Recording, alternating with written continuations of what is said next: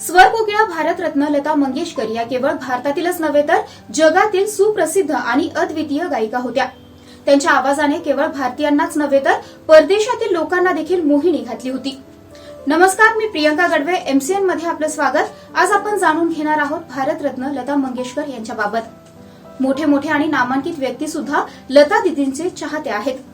त्यापैकीच एक होते पु ल देशपांडे। 1989च्या जागतिक मराठी परिषदेत ज्यावेळी व्यासपीठावरती प्रत्येक क्षेत्रातील दिग्गज उपस्थित होते, त्यात पु ल देशपांडे हे सुद्धा उपस्थित होते।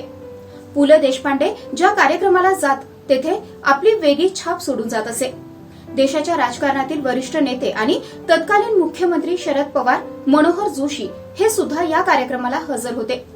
व्यासपीठावरती भाषण करत होते हे खुद्द पु ल देशपांडे। पु ल देशपांडेंचं भाषण म्हणजे एक शब्दप्रेमींसाठी मेजवानीच असते।